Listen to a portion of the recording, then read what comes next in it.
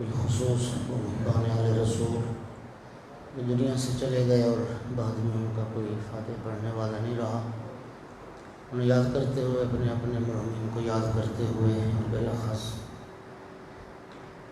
بھٹی صاحبان جن احباب نے اس عشرہ مجالس کا انعقاد کیا اور جن احباب نے بھی اس عشرے کے انعقاد میں جس حوالے سے حصہ لیا، ان سب کے مرحومین کے لیے بھی ایک مرتبہ سورہ فاتحہ اور 3 بار سورہ توحید کی تلاوت کرنا۔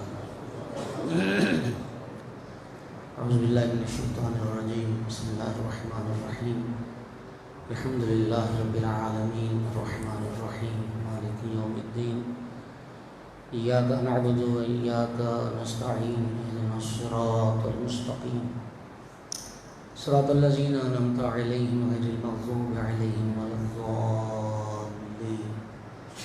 بسم اللہ الرحمن الرحیم، قل هو اللہ احد اللہ الصمد لم یلد ولم یولد ولم یکن له کفوا احد۔ بسم اللہ الرحمن الرحیم،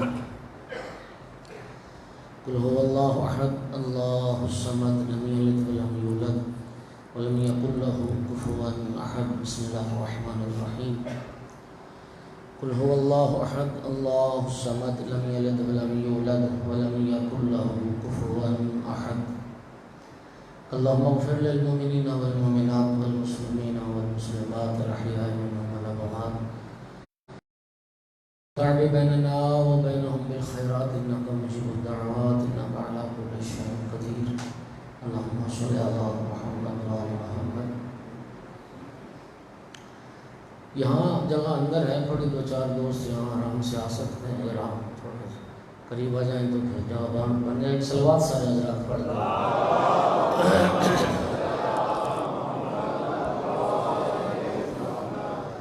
وارث اعزا یوسف زہرا امام صاحب العصر علیہ السلام کے ظہور میں تعجیل کے لیے بھی بلند تر صلوات۔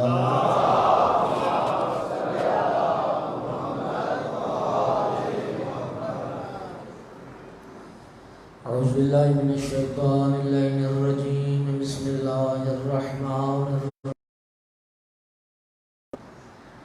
الحمد للہ رب العالمین والعاقبۃ للمتقین والجنۃ للمؤمنین والنار للمنافقین۔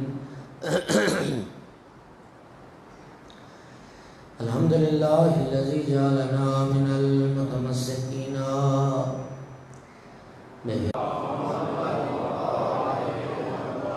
الحمد للہ الذی جعلنا من الباقین علی سید الشہداء وأولادہ وأصحابہ المظلومین۔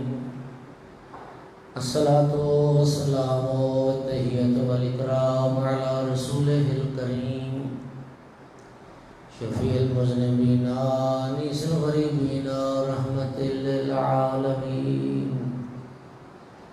اعنی العبد المؤید الرسول المسدد المحمود الاحمد المصطفى الامجد ابا القاسم محمد۔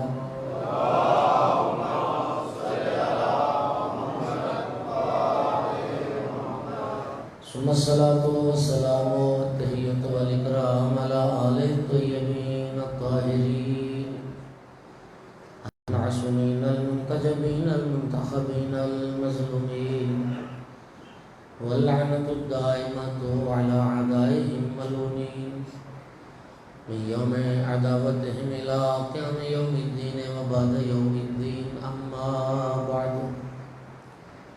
فقال سبحانہ وتعالی فی کتابہ المجید، بسم اللہ الرحمن الرحیم، مرج البحرین یلتقیان بینہما برزخ لا یبغیان، فبأی آلاء ربکما تکذبان، یخرج منہما اللؤلؤ والمرجان، فبأی آلاء ربکما تکذبان۔ صلوات۔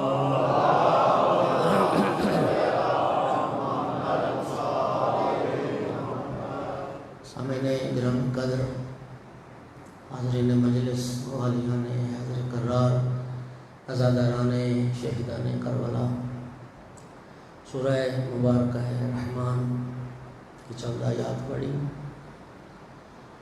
یہ قرآن پاک کی صورت، اس کو عروس القرآن کہا گیا ہے، اور اس صورت میں اللہ رب العزت نے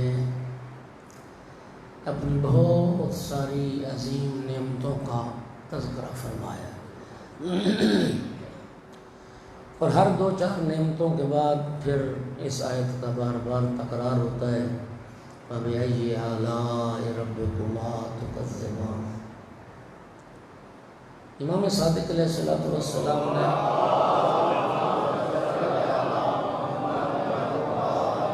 ارشاد فرمایا کہ جب بھی تم اس آیت کو پڑھو کہ تم اپنے رب کی کون کون سی نعمت کو جھٹلاؤ گے، تو پھر اس آیت کے پڑھنے کے بعد تم یہ کہو کہ میرا اللہ، میں تیری کسی نعمت کو نہیں جھٹلاتا، میں تیری کسی نعمت کی تکذیب نہیں کرتا۔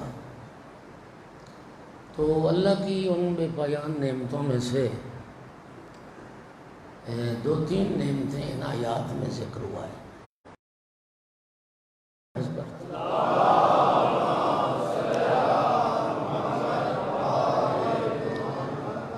مرج البحرین یلتقیان، اللہ فرماتا ہے کہ دو بحر ہیں جو آپس میں ملتے ہیں، بینہما برزخ لا یبغیان، اور ان دو سمندروں کے درمیان ایک برزخ ہے، ایک حجاب ہے، ایک پردہ ہے، جس کی وجہ سے کوئی بحر دوسرے بحر پر تجاوز نہیں کرتا۔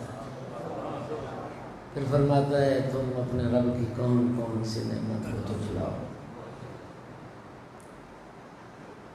یخرج منہما، پھر ان دو بحروں کے ملاپ میں، ان دو بحروں کے ملاپ سے کیا ہوتا ہے؟ یخرج لولو اور مرجان، لولو اور مرجان نکلتے ہیں۔ پھر فرماتا ہے تم اپنے رب کی کون کون سی نعمت کو جھٹلاؤ۔ مفسرین نے لکھا کہ یہ جو دو بحر آپس میں ملتے ہیں، ایک بحر ولایت امیر المومنین علی بن ابی طالب علیہ السلام، دوسرا بحر عصمت و طہارت جناب صدیقہ کبریٰ حضرت فاطمہ زہرا سلام اللہ علیہ، اور ان کے درمیان جو برزخ ہے وہ رسالت مآب سرکار دو عالم صلی اللہ علیہ وآلہ وسلم کی ذات ہے، اور لولو اور مرجان جو نکلتے ہیں، لولو سے مراد امام حسن مجتبی علیہ السلام ہے، اور مرجان سے مراد امام حسین علیہ السلام۔ اب یہ پڑھ کے اب اس آیت کا لطف لو، پھر رب فرماتا ہے فَبِأَيِّ آلَاءِ رَبِّكُمَا تُكَذِّبَانِ، تم اپنے رب کی کون کون سی نعمت کو جھٹلاؤ۔ پروردگار، ہم تیری کسی نعمت کی تکذیب نہیں کرتے اور تیری کسی نعمت کو نہیں جھٹلاتے۔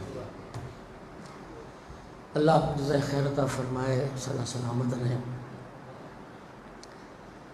اللہ رب العزت نے اپنے محبوب کی نسل جو چلائی ہے وہ بیٹی سے چلائی ہے، اور شیعہ سنی کے یہاں حدیث موجود ہے، سرکار کی آقا نے فرمایا تھا کہ ہر نبی کی جو ذریت ہے وہ اس نبی کی صلب سے چلی، میری اولاد علی کی صلب سے چلی، امیر المومنین علی علیہ السلام کی صلب سے۔ امام حسن مجتبی علیہ السلام کی ولادت بسعادت 15 رمضان المبارک کو ہوئی۔ روایت یہ ہے نماز عصر کا وقت تھا جب امام مجتبی علیہ السلام کی ولادت ہوئی، اور کنیز روایت کرتی ہے کہ دوسرے لمحے ہم نے دیکھا جناب صدیقہ کبریٰ مصلی عبادت پر نماز عصر ادا فرما رہے۔ یہ ہے وہ طیب و طاہر گھرانہ، یہ ہے وہ پاک و پاکیزہ گھرانہ۔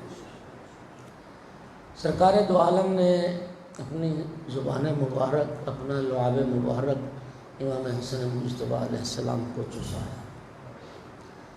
کوئی ہے کائنات میں ایسا خوش نصیب، کوئی ہے ایسا مقدر کا سکندر جس کی پہلی غذا لعاب رسالت قرار پائے؟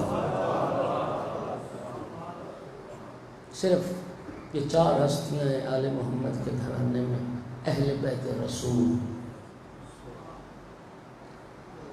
وہی خدا کے مطابق نام حسن رکھا گیا۔ توجہ چاہ، اور آپ جا کے تحقیق کر لیں، پوری تاریخ عرب میں نبی پاک کے ان نواسوں اور ان بیٹوں سے پہلے نہ کوئی تاریخ بشریت میں حسن نام کا فرد تھا، نہ حسین نام کا فرد تھا۔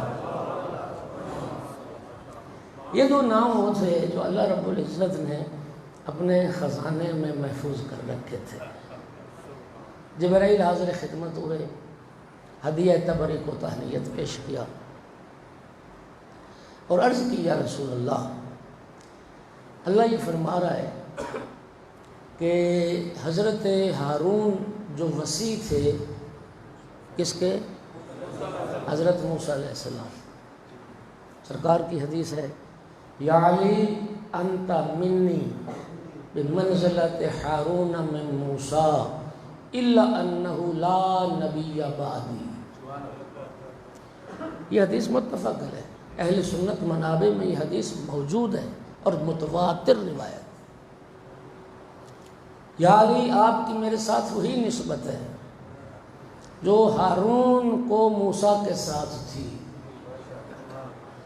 جو حضرت ہارون علیہ السلام کو موسیٰ علیہ السلام کے ساتھ تھی، لیکن ایک فرق ہے، الا انہ لا نبی بعدی۔ موسیٰ و ہارون کے بعد نبوت کا سلسلہ چلتا رہا، لیکن میرے بعد نبی کوئی نہیں آئے گا، یہ ایک فرق ہے، باقی تیری نسبت میرے ساتھ وہی ہے۔ اب جب سرکار نے فرما دیا جس طرح حضرت ہارون حضرت موسیٰ کے وصی تھے، 4تھے نمبر پر نہیں پہلے نمبر پہ، یا علی اسی طرح تو میرا وصی ہے پہلے نمبر پر۔ سلوات تو پڑھ دیں سارے حضرات۔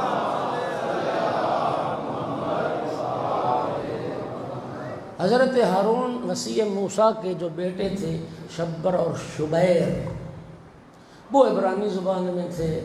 رب نے فرمایا کہ آپ کے وصی امیر المومنین کے جو بیٹے ہیں ان کا عربی میں نام رکھا جائے گا حسن اور حسین۔ توجہ ہوگی حضرات؟ اور یہ نام دیکھیے اتنا خوبصورت تھا، اللہ نے پہلا بیٹا عطا کیا، نام حسن رکھا گیا، دوسرے کا بھی نام حسین رکھا گیا۔ یہ حسین اس میں تصغیر ہے حسن کا، یعنی نام ایک ہی ہے۔ توجہ چاہ رہا ہوں، بڑا خوبصورت حسن کہلاتا ہے، چھوٹا خوبصورت حسین کہلاتا ہے۔ اس میں تصغیر ہماری اردو میں بھی ہے، رجل کا اس میں تصغیر رجیل آتا ہے، جو چھوٹے قد والا مرد ہوتا ہے اسے عرب رجیل کہتے ہیں، یہ تصغیر ہو۔ کامل کا اس میں تصغیر کمیل آتا ہے، چھوٹا ہو اور کامل ہو تو وہ کمیل، چھوٹا کامل۔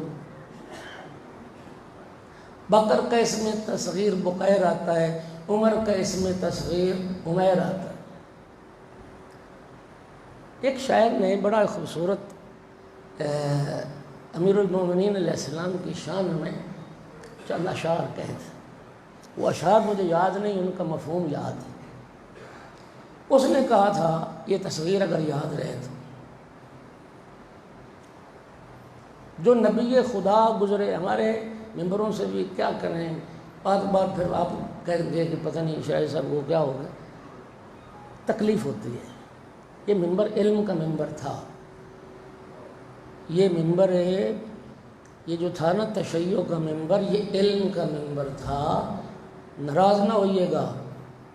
اب یہ فن کا ممبر بن گیا ہے، پہلے عالم آتے تھے، اب فنکار آتے ہیں، فن کا مظاہرہ کرتے۔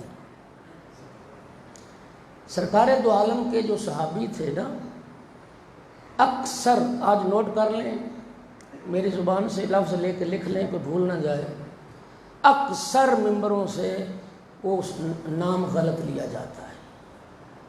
سرکار دو عالم کے جو صحابی تھے ان کا نام سلمان ہے، سلمان۔ بات سمجھ آئی کہ نہیں آئی؟ ایک نبی خدا گزرے ان کا نام ہے سلیمان، سلیمان ابن داود علیہ السلام۔ لیکن رسول اللہ کے جو صحابی ہیں وہ ہیں سلمان، سلمان فارسی، نہ سلیمان نہ سلیمان، پتہ نہیں ہمارے ممبروں سے کیا کیا نام لیا جاتا ہے۔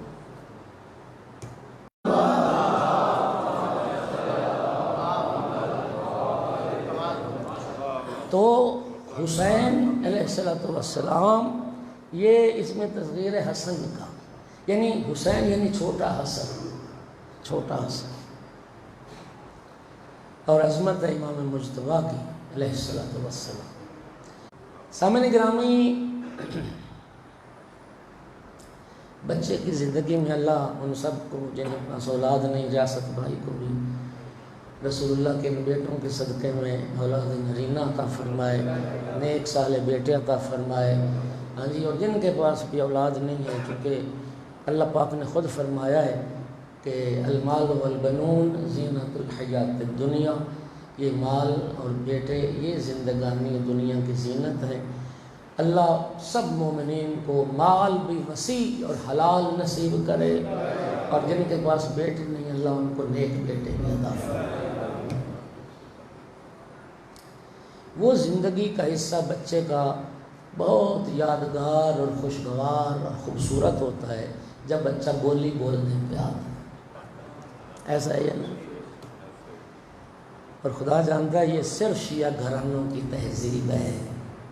ہمارے بچے جب بولی بولنے پہ آتے ہیں تو الحمدللہ دو نام بار بار اسی سے نام، انہی دو ناموں سے بچوں کی زبان کھلتی ہے، یا علی اور یا حسین۔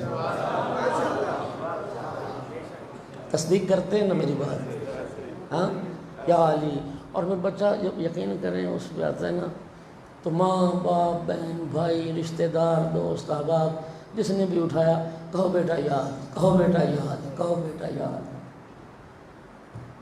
کہو یا حسین۔ کیا خوبصورت ہے، یہ رسول اللہ کا فرمان ہے، ادبوا اولادکم علی حب علی ابن ابی طالب، اپنی اولاد کی تربیت کرو محبت علی پر، اپنی اولاد کے دلوں میں محبت علی کو پیدا کرو۔ اور اولاد کی تربیت محبت علی پر کرنے کا بہترین پلیٹ فارم یہ مجلس امام حسین، یہ آل رسول کی محبت پر نسلوں کو پروان چڑھانے کا بہترین پلیٹ فارم۔ اب آپ اندازہ کریں کہ امام مجتبیٰ علیہ السلام کا بچپنا ہے، اور جتنے شیعہ سنی بھائی بیٹھے ہیں جائیں حدیث کا مطالعہ کریں۔ جب میں کہتا ہوں ذمہ داری تو میں وہ بات کرتا ہوں جس کی میں نے خود تحقیق کی ہوتی ہے، اور جس کو میں نے اپنے اور شیعہ سنی جتنے اصلی منابع ہیں ان کے احادیثی، ان سے میں نے جا کے حدیث کو لیا ہوتا ہے۔ کوئی کیسٹ سن کے میں نہیں آتا کسی کی، اگر کیسٹ میں بھی کسی عالم کی بات سنتا ہوں تو پھر بھی پہلے میں تحقیق کر لیتا ہوں، پھر آگے پڑھتا ہوں۔ جب سرکار کو اللہ نے بیٹے عطا فرمائے تو اس کے بعد سرکار کا کوئی خطبہ بھی ایسا نہیں تھا کہ گود میں حسن اور حسین نہ بیٹھے، گود میں بٹھا کے بیٹھوں۔ صاحب فرید السمتین لکھتا ہے، صرف اس نے نہیں لکھا، بے شمار کتاب ہے۔ دائیں زانوں پہ امام حسن مجتبیٰ بیٹھے، بائیں زانوں پہ امام حسین علیہ السلام بیٹھے، اور آقا نے فرمایا، صاحب فرید السمتین ہموینی نے لکھا، آقا نے فرمایا، الا ومن احب الحسن والحسین واباہما وامہما کان معی فی درجتی یوم القیامہ. فرمایا سن لو، آگاہ ہو جاؤ. الا، پہلے متوجہ کرنے کے لیے یہ لفظ آتا ہے. آگاہ ہو جاؤ، توجہ سے سنو. جو میرے حسن سے محبت کرے، جو میرے بیٹے حسین سے محبت کرے، ان کے پاک بابا امیر المومنین سے محبت کرے، ان کی پاک ماں فاطمہ زہرا سے محبت کرے، اس کا اجر کیا ہے سنو گے؟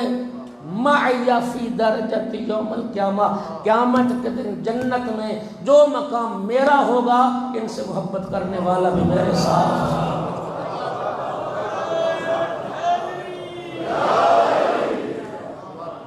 اور حسنین کو گود میں بٹھا کے فرمایا رسول اللہ نے.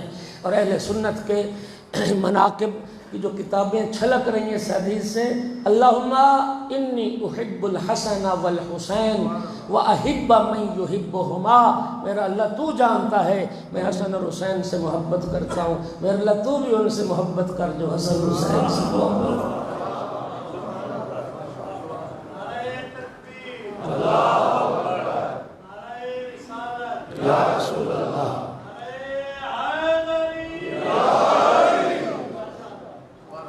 تو بھی ان سے محبت کر جو میرے حسنین سے محبت کر. خوش نصیب، ہر وہ بندہ خوش نصیب ہے جو پیغمبر کے اہل بیت کا محب.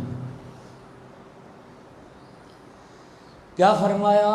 الحسن منی وانا منہ.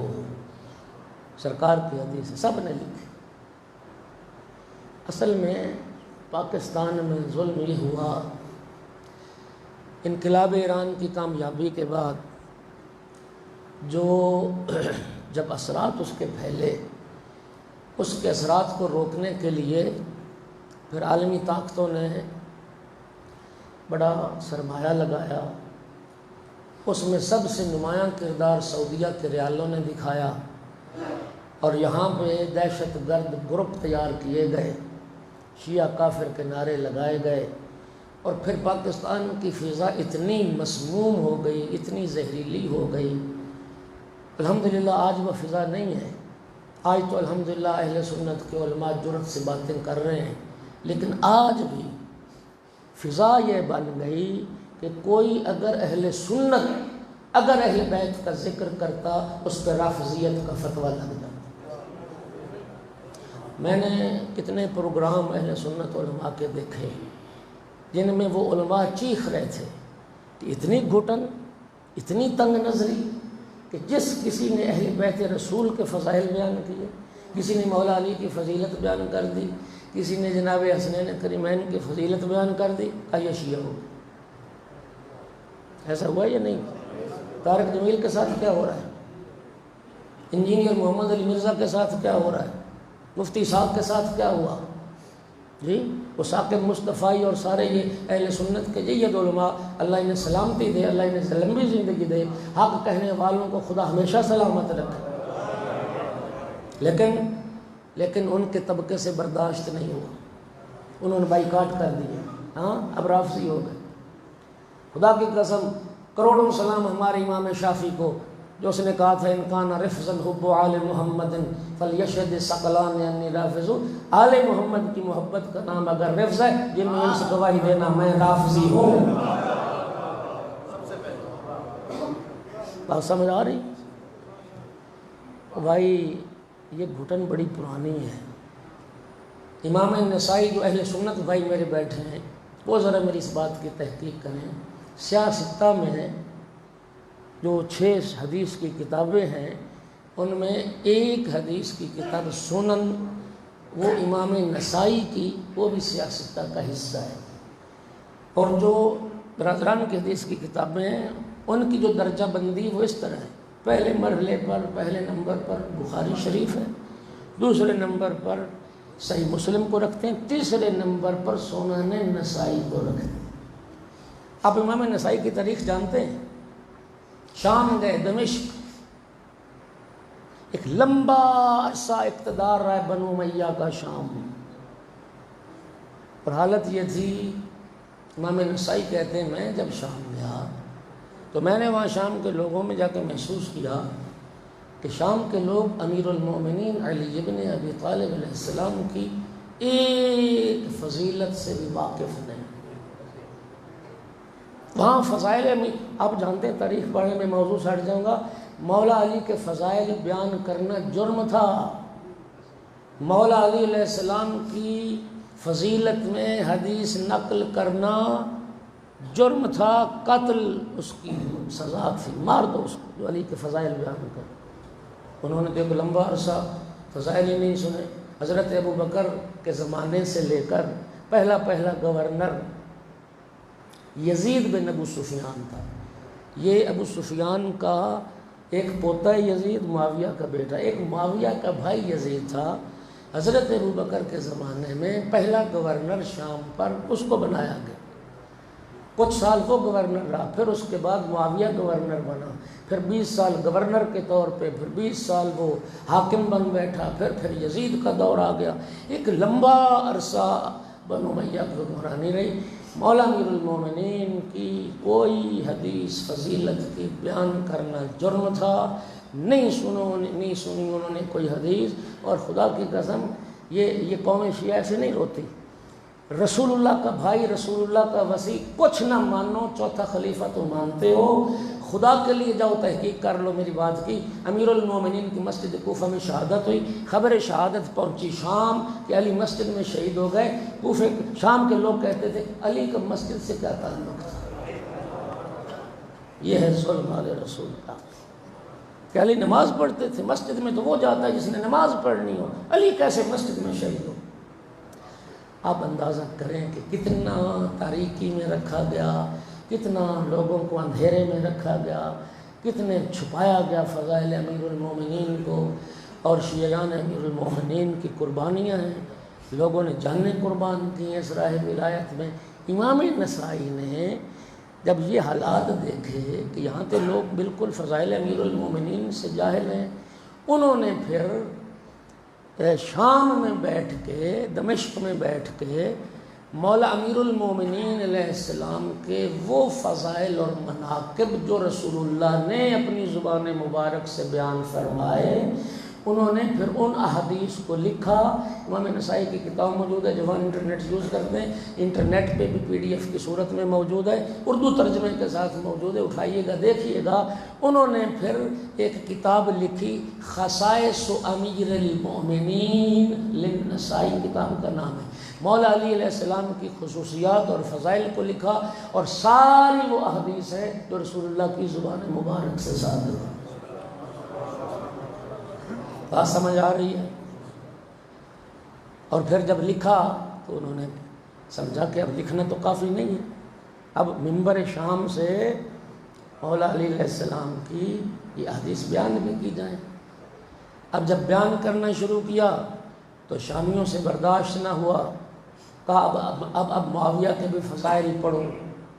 امام نسائی نے کہا جب معاویہ کی شان میں رسول اللہ سے کوئی صحیح و سند حدیث ہے ہی نہیں تو میں کہاں سے پڑھوں؟ مارا، پیٹا، زخمی کر دیا۔ زخمی ہو کے انہوں نے فرمایا کہ میں اب یہاں نہیں مرنا چاہتا، مجھے لے چلو مکہ۔ مکہ جا کے زخموں کتاب نہ لاتے ہوئے ان کی شہادت ہو گئی۔ صفا اور مروہ کے درمیان مسعی میں جہاں سعی کی جاتی ہے، وہاں امام نسائی کو دفن کیا گیا۔ عرض یہ کر رہا تھا کہ یہاں بھی ایسی گھٹن بنی کہ جس نے فضائل اہل بیت کے پڑھ دیے تو اس پہ رافضیت کا فتویٰ لگ گیا، یہ اندر سے شیعہ ہو گیا، یہ اندر سے فلاں ہو گیا۔ اور خدا کے لیے نہ بنو شیعہ، نہ بنو تم پیروکار آل رسول کے، لیکن کم از کم وہ احادیث، وہ فضائل تو ایک دفعہ پڑھو جو خود تمہارے علماء نے لکھے اپنی کتابوں میں، ان فضیلتوں کو تو بیان کرو، آل رسول کے ان مناقب کو جو بڑے بڑے علماء لکھ گئے۔ اور الحمدللہ اہل سنت علماء میں مستقل کتابیں مناقب امیر المومنین کے نام سے لکھی گئی، امیر المومنین کے فضائل لکھے گئے۔ میرا صرف اہل سنت سے سوال ہے، میں نہیں جانتا کون سنی بیٹھا ہے، یہاں کوئی بھی سنی شیعہ نہیں ہے، سب حسینی بیٹھے ہیں، یہاں جتنے بیٹھے ہیں وہ مولا حسین کے لیے آئے ہیں۔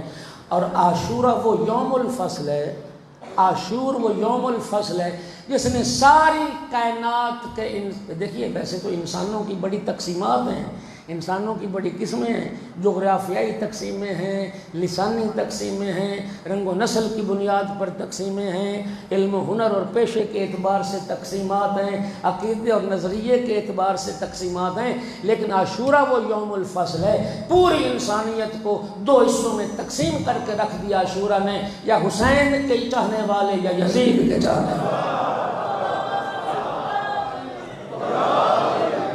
اور الحمدللہ میرا یقین ہے کہ مجلس مظلوم کربلا میں کوئی یزید کا طرفدار نہیں آتا، سب حسین کے طرفدار، سب حسین کے چاہنے والے اور مولا حسین سے محبت کرنے والے۔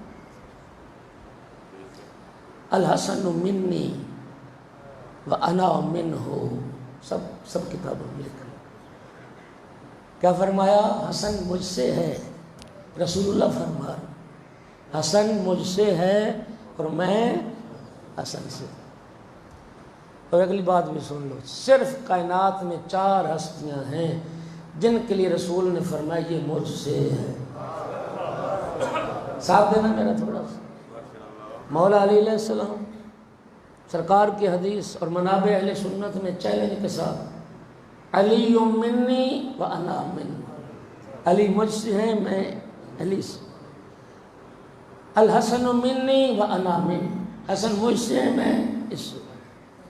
الحسین منی، یہ حدیث تو المومن کو یاد، وانا من الحسین، حسین مجھ سے میں حسین سے۔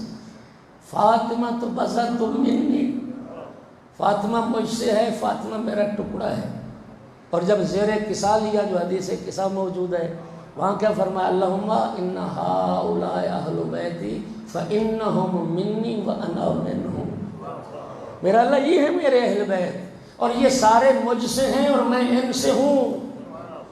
ایک ہی نور کے یہ حصے، ایک ہی نور کے۔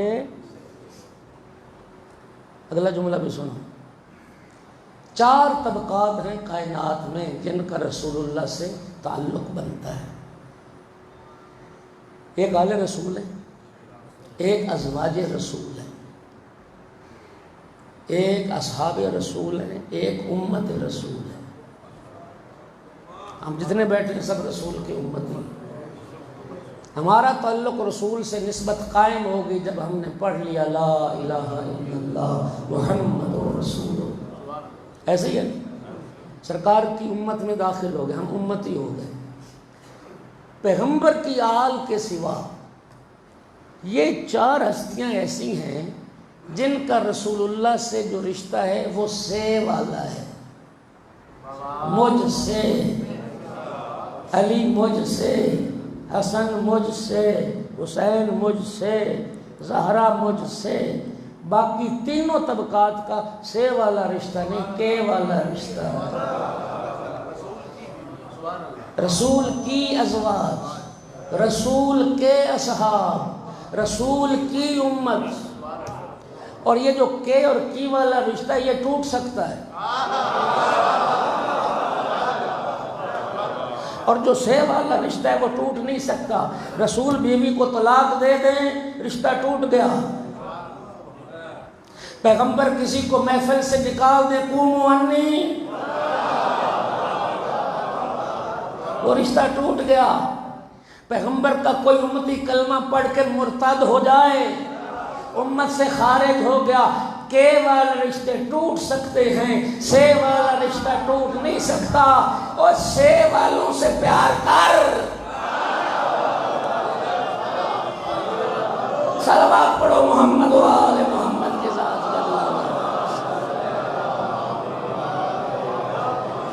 یہ رسول سے ہیں، جب رسول سے ہیں تو پھر ان سے پیار رسول سے پیار ہے، ان سے محبت رسول سے محبت ہے، ان کا عشق رسول کا عشق۔ اللہ آپ کو سلامتی دے، صلوات پڑھیں ذرا سارے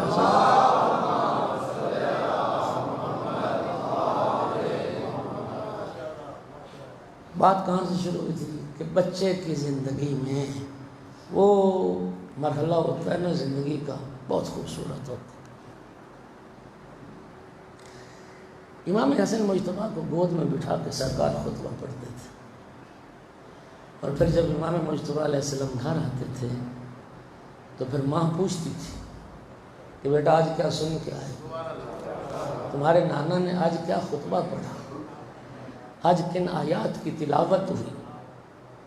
دیکھو آل محمد علیہ السلام کی جو سیرت ہے نا، کائنات میں بہترین اسوہ، ایک کامل نمونہ وہ آل محمد کی سیرت۔ لقد کان لکم فی رسول اللہ اسوۃ حسنہ، پیغمبر کی حیات مبارکہ اور آل پیغمبر کی حیات مبارکہ یہ پوری کائنات کے لیے بہترین اسوہ ہے، قابل تأسی۔ اسوہ تأسی سے نکلا ہے، یعنی اس کی پیروی کی جا سکے، اور اللہ نے فرمایا وہ میرے محبوب کی ذات ہے جس کی جو زندگی ہے وہ اسوہ ہے، قابل تأسی ہے، قابل پیروی۔ کوئی بات آل محمد کے گھرانے کی ایسی نہیں ہے جس میں کوئی حکمت نہ ہو، جس میں کوئی درس نہ ہو، جس میں کوئی نصیحت نہ ہو۔ تو اب دنیا کی مائیں بہنیں بیٹیاں، میری آواز جا رہی ہے، آپ جوان بزرگ سارے سن رہے ہیں۔ جب امام مجتبیٰ گھر آتے تھے نا تو سیدہ طاہرہ پوچھتی تھی بیٹا آج کیا سن کے آئے، تو یہ کیا ہے، یہ سیرت ہے، یہ تربیت کے انداز بتائے جا رہے ہیں۔ یہ سیدہ طاہرہ کائنات کی عورتوں کو درس دے رہی ہیں، اپنی چھوٹی اولاد کو علمی محافل و مجالس میں بھیجو، اور بچہ جب مجلس جائے تو پھر اس سے پوچھو آج کیا سن کے آئے ہو، آج مجلس میں کیا چیز بیان ہوئی، تاکہ بچے کے شروع میں ابتدا ہی سے ذہن میں یہ بات بیٹھ جائے، مجلس حسین یہ تربیت کا حصہ ہے، یہ تفریح کے لیے نہیں، وقت گزارنے کے لیے نہیں، کچھ سیکھنے کے لیے۔ یہ مکتب ہے، مکتب میں انسان سیکھنے کے لیے جاتا ہے۔ تو پھر امام مجتبیٰ علیہ السلام نے جو نانا سے سنا ہوتا وہ ماں کی خدمت میں سنا دیتے۔ اب ذرا تصور کریں کہ کیا خوبصورت، ایک چھوٹا سا بچہ ابھی بولی بولنے پہ آیا ہے اور آیات الہی کی ترجمانی کر رہا ہے۔ مولا امیر المومنین علیہ السلام جب گھر آتے، جناب سیدہ طاہرہ ان آیات کو آقا امیر المومنین کے سامنے بیان کرتے۔ مولا امیر علیہ السلام نے فرمایا بنت پیغمبر آپ تو گھر میں ہوتی ہیں، تو آپ کو کیسے پتہ چلتا ہے کہ آج آپ کے بابا کا خطاب کیا تھا، آج آپ کے بابا نے کن آیات کی تلاوت فرمائی؟ تو عرض کی کہ آقا چھوٹا بیٹا حسن آ کے اپنے نانا کا سارا خطاب نقل کرتا ہے، اپنے نانا کی گفتگو امام حسن آ کے سنا۔ مولا امیر المومنین کے دل میں تمنا پیدا ہوئی کہ میں بھی تو سنوں کہ میرا بیٹا حسن کیسے اپنے نانا کی ترجمانی کرتا اور کیسے آیات الہی۔ دوسرے دن امام مجتبیٰ سے پہلے مولا امیر گھر جا کے پس پردہ چھپ گئے۔ امام مجتبیٰ علیہ السلام گھر آئے، ماں نے حسب معمول پوچھا بیٹا سناؤ آج نانا سے کیا سن کے آئے۔ اب جب بیان کرنا شروع کیا تو زبان لڑکھڑانے لگ گئی، لکنت پیدا ہو گئی۔ ماں نے پوچھا بیٹا آج خیریت ہے، آج تمہاری زبان میں لکنت کیوں پیدا ہو رہی ہے؟ عرض کرتے ہیں یا اماں قد تلجلج لسانی وقل بیانی لعل سیدی یرانی۔ اماں جان آج ناطقہ نے میرا ساتھ اس لیے چھوڑ دیا اور آج سلاست اور روانی بیان اس لیے ختم ہو گئی، مجھے یوں لگتا ہے کہ میرا کوئی سردار ہے جو مجھے چھوڑ کے دے گا۔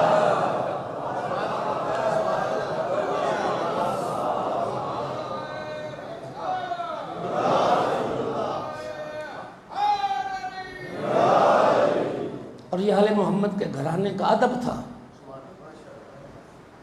خدا آپ کو سلامت رکھے۔ جناب محمد حنفیہ کے بارے جملہ ہے کانا محمد لا یتقلم بین ید الامام الحسن اجلالا لہو۔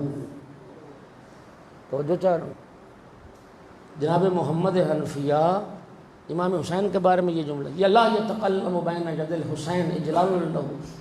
جناب محمد حنفیہ امام حسین علیہ السلام کے اجلال اور تعظیم اور عظمت کے پیش نظر ان کے سامنے گفتگو نہیں کرتے تھے۔ ادب کا تقاضا یہ ہے کہ کوئی بڑا اہل علم موجود ہو تو جاہل کو اپنی زبان بند رکھنی چاہیے، چھوٹے کو اپنی زبان بند رکھنی چاہیے، نہیں بولتے تھے۔ اور اگلا جملہ سنو، امام مجتبیٰ کے عظمت سنو، وقان الحسین لا یتکلم بین ید الحسن اجلالا لہ، اور امام حسین علیہ السلام امام حسن کی موجودگی میں بات نہیں کرتے تھے، ان کے احترام اور تعظیم میں۔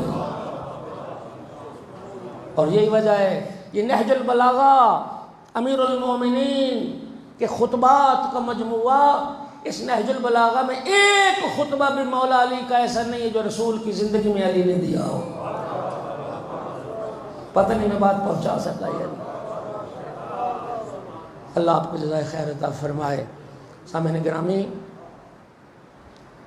جتنے فضائل و کمالات رب نے عطا فرمائے یا جتنی فضیلتیں سرکار دو عالم نے بیان فرمائیں، ان تمام فضائل و کمالات میں دونوں بھائی برابر کے شریک، برابر کے شریک۔ جب نام میں فرق نہیں تو پھر ان فضائل و کمالات میں فرق کیسے آ سکتا؟ جلدی جلدی اشارہ کرتے چلو، آیت تطہیر کا شان نزول پڑھ لیں۔ زیر قصہ امام حسن بھی ہیں، امام حسین۔ آیت مبہلہ کو پڑھ لیں، ابناء کی منزل پر امام حسن مجتبیٰ بھی ہیں، امام حسین علیہ السلام۔ آیت مودت فی القربہ کو پڑھ لیں۔ جب یہ آیت مودت نازل ہوئی، ابو سعید خدری نے جابر بن عبداللہ انصاری نے پوچھا، یا رسول اللہ قل لا اسألکم علیہ اجرا الا المودۃ فی القربہ، پوچھا یا رسول اللہ وہ قرابت دار کون ہیں جن کی مودت ہم پر واجب کی گئی؟ فرمایا علی و فاطمہ والحسن والحسین، محبت و مودت بھی دونوں ہستیوں کی واجب۔ آپ آیا اطاعت کو پڑھ لیں، اطیعوا اللہ واطیعوا الرسول واولی الامر منکم۔ پھر جابر ابن عبداللہ انصاری نے پوچھا، یا رسول اللہ وہ صاحبان امر کون ہیں؟ سرکار نے پہلے مولا امیر المومنین سے لے کر امام ہادی مہدی تک بتایا، یہ ہیں صاحبان امر جن کی اطاعت تم پر واجب، مولا حسن بھی مولا حسین۔ آپ سورہ دار کو پڑھ لیں، اس کے شان نزول کو پڑھ لیں۔ یہ سورہ دار قصیدہ ہے، اس میں مولا امام حسن علیہ السلام بھی شامل، امام حسین علیہ السلام بھی شامل، اور جتنی احادیث سرکار نے بیان فرمائی دونوں بھائیوں کے لیے، دونوں بھائی الحسن والحسین امامان، دونوں طبقوں کے ہاں یہ حدیث موجود، امامان قاما او قعدا، سرکار فرما کے گئے حسن اور حسین میرے دونوں بیٹے امام ہیں، سلو کریں تب بھی، جنگ کریں تب بھی۔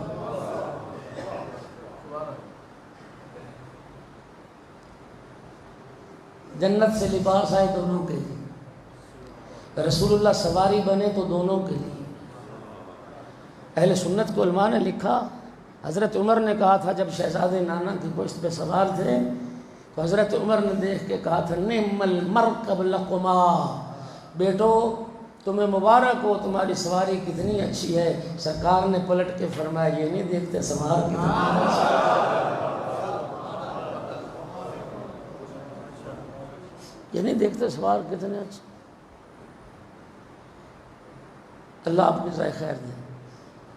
یہ بعض روایت شہرت زیادہ پا جاتی ہے، یہ جو سجدے کی حالت میں پشت پہ سوار ہونے والی حدیث ہے، یہ دونوں شہزادوں کے لیے مطالعے کی ذمہ داری کے ساتھ، یعنی امام حسین علیہ السلام کے لیے بھی رسول اللہ نے سجدے کو طول دیا ہے، امام حسن علیہ السلام کے لیے بھی رسول اللہ نے سجدے کو طول دیا۔ الحسن والحسین ہما ریحانتا من الدنیا، دونوں شہزادوں کے لیے فرمایا۔ رسول اللہ فرماتے ہیں یہ دونوں بیٹے میرے پھول ہیں، یہ دونوں بیٹے میرے ریحانہ ہیں، دونوں کے لیے۔ جنت کی سرداری کی بات آئی تو دونوں کے لیے فرمایا الحسن والحسین سیدا شباب اہل الجنہ، میرے دونوں بیٹے جوانان جنت کے، اللہ آپ کو سلامت رکھے۔ انبیاء سارے جنت میں ہوں گے؟ بولو سوال ہے، نبی سارے جنت میں ہوں گے؟ اچھا تمام انبیاء کے اوصیاء بھی ہوں گے؟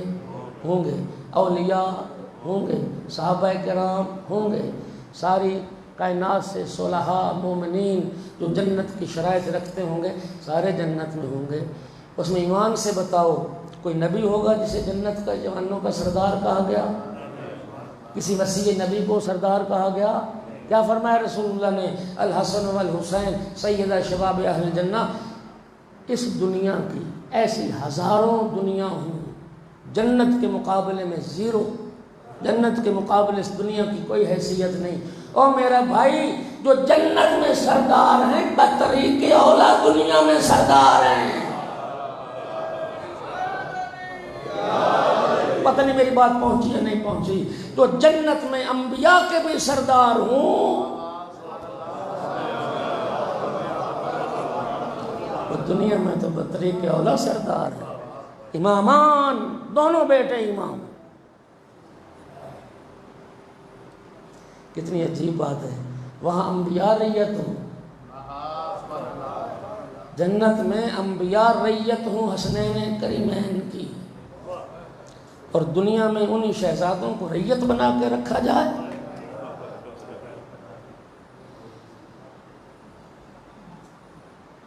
سیدہ شباب اہل الجنہ، جنتیوں کے جوانان جنت کے سردار۔ اچھا دوستو، اللہ آپ کو سلامتی دے، محبت کرتے ہیں، تشریف لاتے ہیں۔ میں نے تو پہلے دن ہی کہا تھا آپ مولا حسین کے مہمان، یہ اجر آپ نے پانا ہے رسول اللہ سے، اور یہ اجر آپ نے پانا ہے صدیقہ کبریٰ سے۔ حسین کا نانا جانے اور حسین کی ماں جانے، اور تم جانو جو ان کے بیٹے کا پرسہ دینے آ۔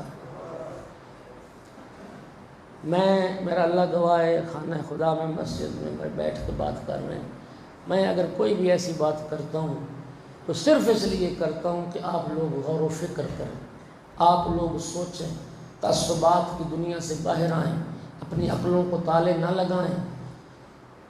نہ میں نے کسی کی قبر میں جانا ہے، نہ کسی اور مولوی نے کسی کی قبر میں جانا ہے۔ قبر حشر کا جو مرحلہ ہے ہر بندے نے خود طے کرنا ہے۔ اللہ نے عقل دے دی ہے، اسی دنیا میں عقل کو استعمال کرو، حق سچ کی تلاش کرو، اندھی تقلید نہ کرو۔ آپ میری باتوں کو بھی 100% سچ نہ سمجھیں، جا کے تحقیق کر لیں۔ اگر سچ ثابت ہو جائے تو پھر مان لیں، سچ ثابت نہیں ہوتا تو بے شک انکار کر دیں۔ میرا مطمع نظر صرف اتنا ہے کہ لوگ تحقیق کی طرف آئیں، جستجو کریں، اور یہ اللہ کا وعدہ ہے قرآن میں، والذین جاہدوا فینا لنہدینہم سبلنا۔ اللہ فرماتا ہے جو ہماری راہ میں کوشش کرتا ہے ہم اسے ضرور ہدایت سے ہمکنار کرتے ہیں۔ اللہ تو ہدایت دے گا، لیکن دے گا اس کو جو کوشش کرے گا۔ جو کوشش ہی نہیں کرے گا پھر رب ہدایت کیا کرے گا؟ غور۔ اب ذرا سنیے، سرکار نے فرمایا جوانان جنت کے سردار ہیں، اور بنو امیہ کے کارخانے کی گھڑی ہوئی حدیث، صلوات تو پڑھ دیں ذرا سا۔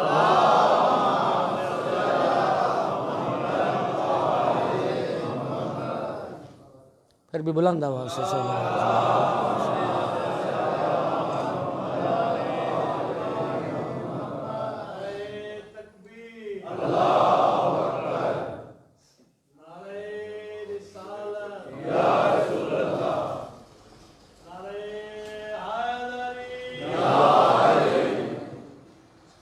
تو سرکار نے فرمایا کہ جوانان جنت کے سردار کون ہیں؟ اچھا، ممکن ہے کسی عزیز کے ذہن میں یہ سوال پیدا ہو کہ خود مولا علی بھی تو جنتی ہیں۔ دیکھ، سبحان اللہ، آپ بھی سبحان اللہ، اور پھر سرکار بھی تو جنت میں ہیں، تو پھر کیا ان کے بھی سردار ہیں؟ سن، حدیث اتنی پڑھی جاتی ہے، مکمل جاتی نہیں ہے، زیادہ پڑھتے نہیں اگلا حصہ۔ حدیث اس طرح ہے، صلوات پڑھیں ذرا سارے۔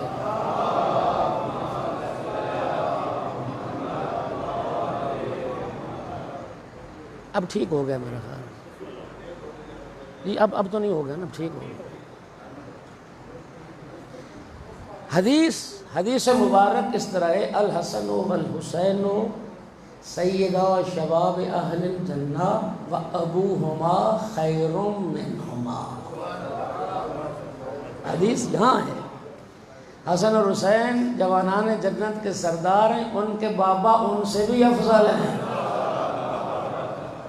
ان کے بابا ان سے بھی. تو میرا بھائی وہ سب سے افضل ہوتا ہے جو کسی کو جنت کی سرداری عطا کر رہا ہو. صلوات پڑھیے محمد.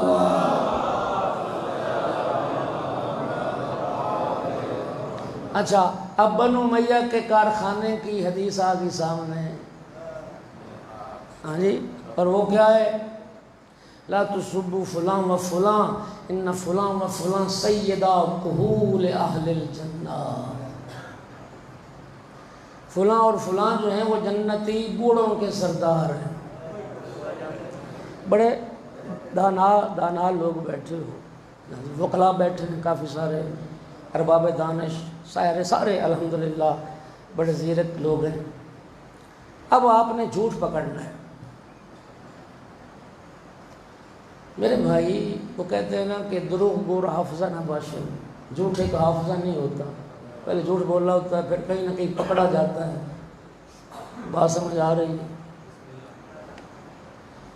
انہوں نے یہ صرف جناب حسنین کا مقابلہ کرنے کے لیے یہ حدیث گھڑی ہے. اور حدیث بناتے وقت بیچاروں سے اشتباہ کیا ہو گیا کہ جن کے لیے حدیث بیان کی گئی وہ تو اس وقت بوڑھے تھے،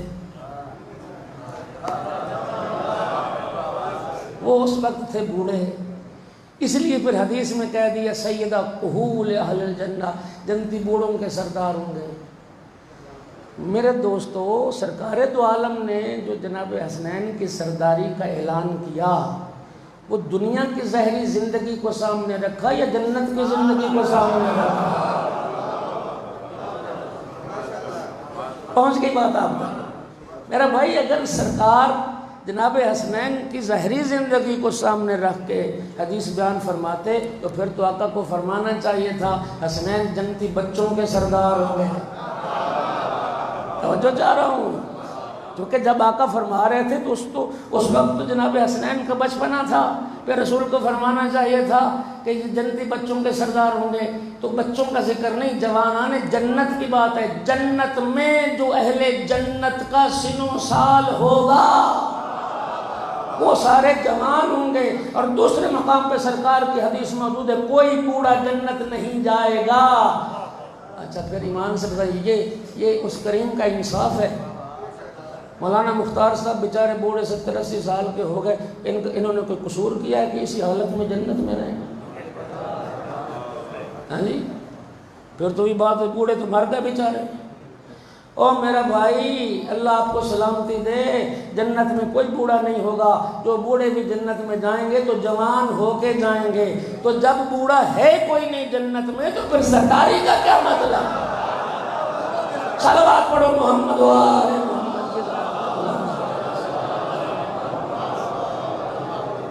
پھر بھی صلوات پڑھو محمد و آل.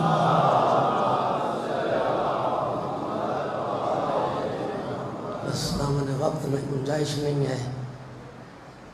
امام حسین علیہ السلام نے بھی اپنے بیٹے کربلا میں قربان کیے. امام حسن مجتبیٰ کے بیٹے بھی کربلا میں قربان ہوئے. روایات میں اگرچہ اختلاف ہے. بعض نے لکھا چونکہ امام حسن علیہ السلام کی 15 اولادیں تھیں، بیٹیاں بیٹے. بعض نے لکھا 5 بیٹے امام مجتبیٰ کے کربلا میں شہید ہوئے. بعض نے لکھا 4 بیٹے شہید ہوئے.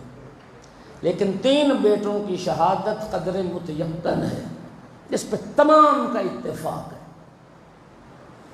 اور ایک بیٹا امام حسن علیہ السلام کا وہ کربلا کے جہاد میں بھی شریک ہوا، جنگ میں کی، زخمی ہو گئے اور لاشوں میں پڑے تھے. 11 محرم کو جب ابن سعد نے حکم دیا نا ملعون نے کہ ان لاشوں کے سر کاٹے جائیں، سر تن سے جدا کیے جائیں، اس وقت امام حسن علیہ السلام کے بڑے بیٹے، ان کا نام بھی حسن ہے جنہیں حسن مثنی کہا جاتا ہے، یہ زخموں سے چور تھے. رمق جان باقی تھی، سانس چل رہی تھی.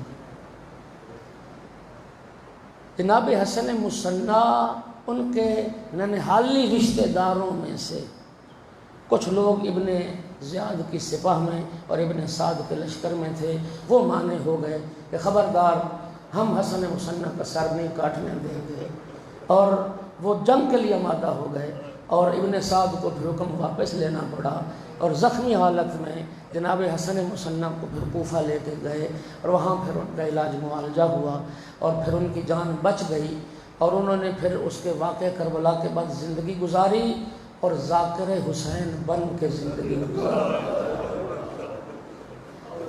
کربلا کے ظلم و ستم کے، کربلا کے واقعات کے چشمدید گواہ، جتنا عرصہ پھر زندہ رہے جناب حسن مصنع۔ امام حسن علیہ السلام کی نسل پھر امام کے اسی بیٹے سے چلی ہے، تو کربلا کے واقعات کو، مولا امام حسین کی مظلومیت کو بیان کرتے رہتے تھے، ہر وقت روتے رہتے تھے۔ ایک بیٹا امام حسن کا، اس کا نام عبداللہ ابن حسن، جب امام حسن علیہ السلام کی شہادت ہوئی تھی اس وقت یہ شہزادہ 1 سال سے بھی تھوڑی عمر تھی، شہزادہ عبداللہ کی۔ کربلا کے اس واقعے میں 11 سال کا تھا یہ شہزادہ۔ امام حسین علیہ السلام کی شہادت سے چند لمحے پہلے اس بچے کی شہادت ہوئی ہے، اور امام حسین کی گود میں شہادت۔ جب امام حسین علیہ السلام زینہ ذوالجناح سے اتر گئے تھے اور بہن 70 قدم کے فاصلے پر آ گئی تھی، امام حسین نے چلتے وقت عبداللہ کا ہاتھ بہن کے ہاتھ میں دیا تھا، بہن میرے مسموم اور مظلوم بھائی کی نشانی ہے، بہن عبداللہ کا بہت خیال رکھنا۔ لیکن جب امام حسین علیہ السلام ذوالجناح سے اتر گئے، بی بی نے ہاتھ پکڑا ہوا تھا عبداللہ کا، اور جب یک و تنہا دیکھا نا اپنے چچا مولا کو، اپنی پھوپھی اماں سے ہاتھ چھڑا کے دوڑ کے پہنچ گئے مولا امام حسین کے پاس، اور شقی تلوار کو لہراتا ہوا آ رہا تھا۔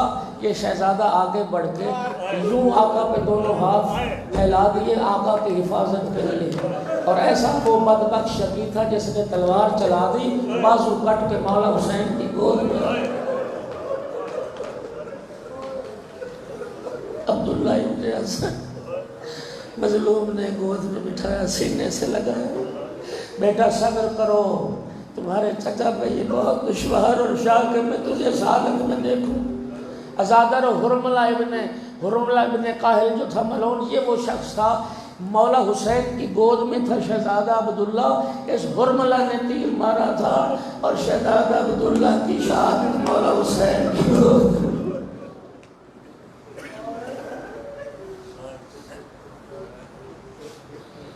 ایک امام کے بیٹے تھے عبداللہ اکبر، ان کی شہادت بھی کربلا کے میدان میں، انہوں نے بھی مولا حسین پہ اپنی جان قربان کی۔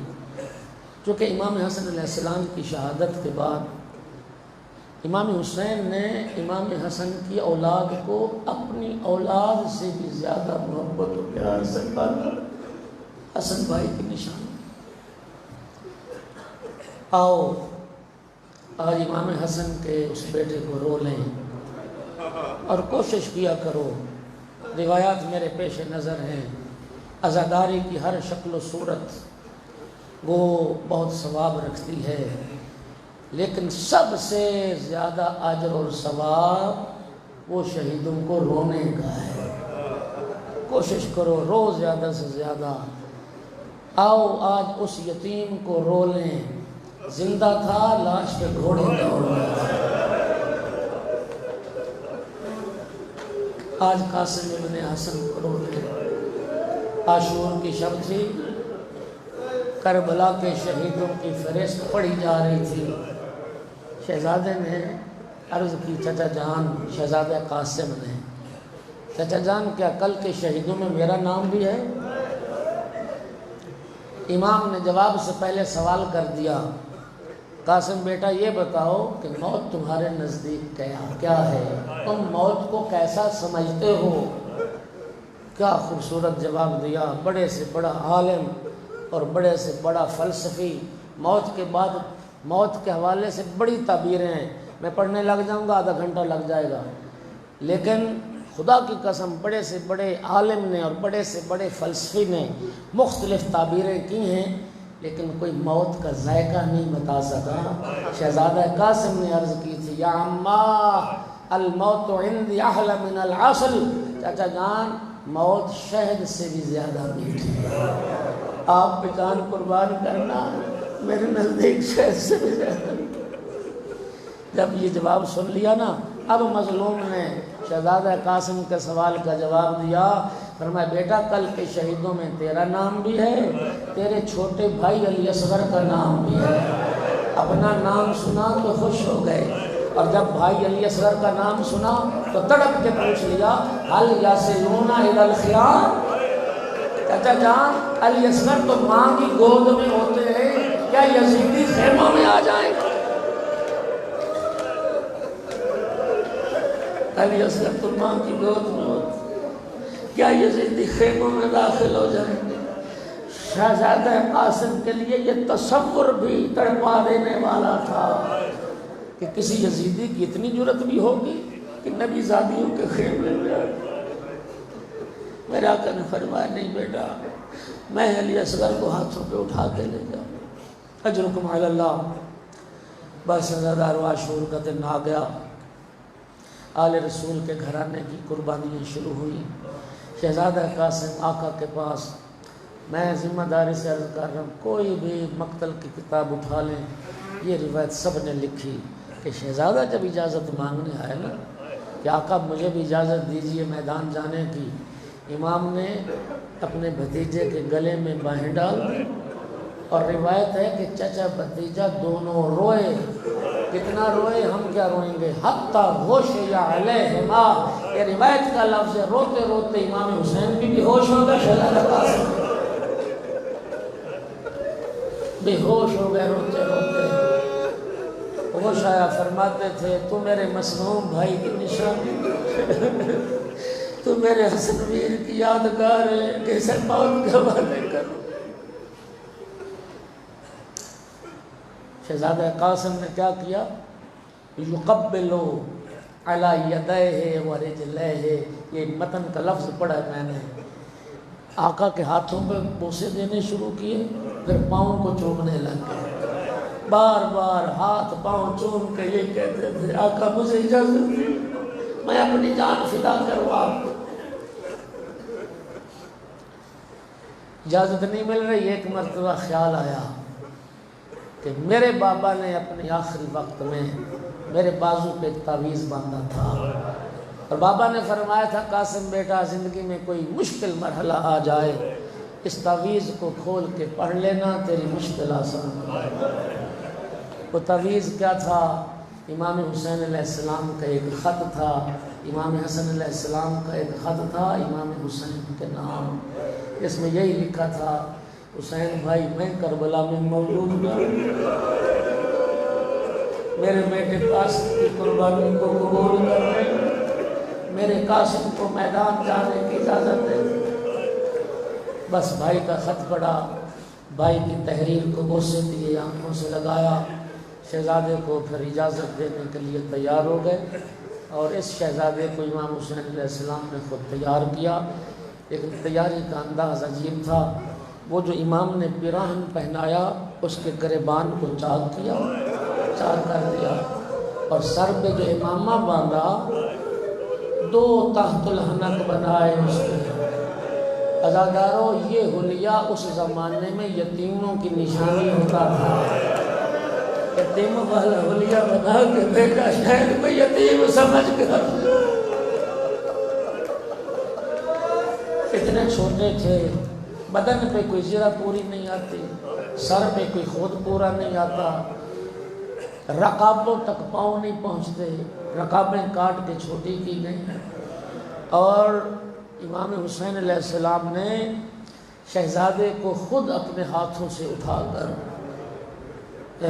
گھوڑے پہ بٹھایا، اور مدینے سے جب چلا تھا قافلہ، یہ شہزادہ کم سن شہزادہ ہے، ماں کے محمل میں بیٹھ گیا، اتنا چھوٹا شہزادہ، اور جب روانہ کیا مظلوم نے ایک جملہ فرمایا یا بنیا تمشی برجلک الی الموت، قاسم بیٹا قدموں سے چل کے موت کی طرف جا رہے ہو۔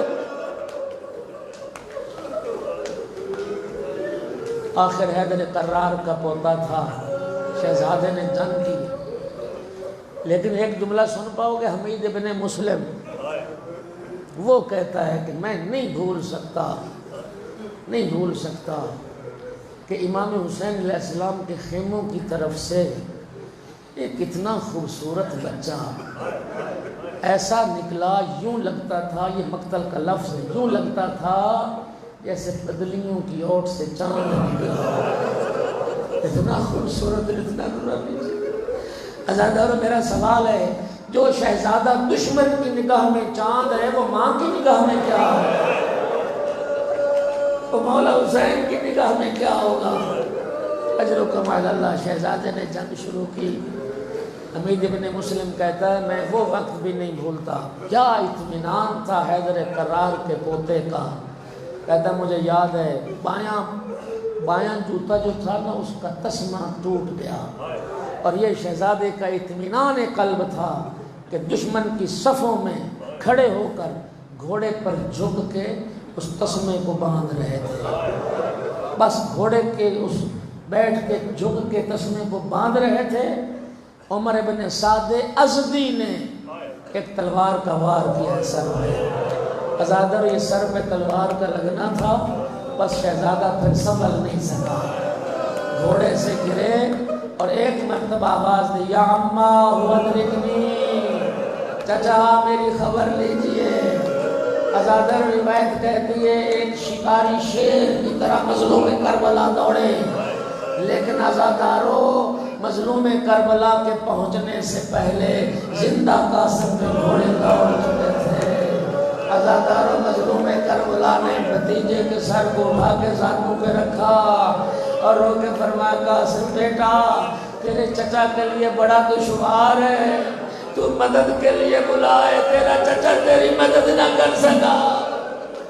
اجرکم علی اللہ۔ جس بیٹے کو، جس شہزادے کو ہاتھوں میں اٹھا کے مظلوم نے بٹھایا تھا، اس ایک تصور کرو، ایک 13 سال کا بچہ، اس کے بدن پہ گھوڑے دوڑ گئے، ہڈیاں ریزہ ریزہ ہو گئی، بند سے جدا ہو گیا، جوڑ سے جدا ہو گیا۔ مظلوم نے قاسم کا لاشا اٹھایا، قاسم کا سینہ مولا کے سینے کے ساتھ تھا، پاؤں زمین کربلا پہ خاک تھے، خیمے میں لا کے لاشا رکھا۔ پہلے جب کسی شہید کا لاشا آتا مظلوم فرماتے اس کی بہن، اس کی ماں کو بلاؤ، بہن اس کی ماں کو بلاؤ، لیکن جب آیا نا قاسم کا لاشا عزادارو ماں کو نہیں بلایا، فرمایا میری بہن زینب کو بلاؤ، میری شریقت الحسین کو بلاؤ۔ عزادارو مظلوم کربلا نے خیمے میں لاشا رکھا، ایک طرف علی اکبر کی لاش رکھی، دوسری طرف قاسم کی لاش رکھی، دونوں لاشوں کے درمیان غریب کربلا بیٹھا، ایک ہاتھ علی اکبر کی لاش پر، ایک قاسم کی لاش پر، آسمان کی طرف رخ کیا، مظلوم کا نوحہ شروع ہوا، واہ غربتا واہ غربتا، میرا اللہ حسین غریب ہو گیا، میرا اکبر بھی مارا گیا، میرا قاسم بھی مارا گیا۔ اجر و کمال اللہ۔ شہدانیوں کے بہن شروع ہوئے، اور جب آئی نا شہزادہ قاسم کی ماں، آقا سے پوچھا آقا کیا میرے بیٹے نے وفا نہیں کی؟ فرمایا ام فروہ تیرے بیٹے نے تو وفا کا انداز بدل دیا۔ ام فروہ بیٹے کی لاش پہ آئی، سر سے چادر ہٹائی، شہزادہ قاسم کے خون سے اپنے سفید سر کو خضاب کرنا شروع کیا، اور ایک بہن کی بیوی نے واہ عماد شیبتی، او میرے بڑھاپے کا سہارا بیٹا، او میری ضعیفی کا آسرا۔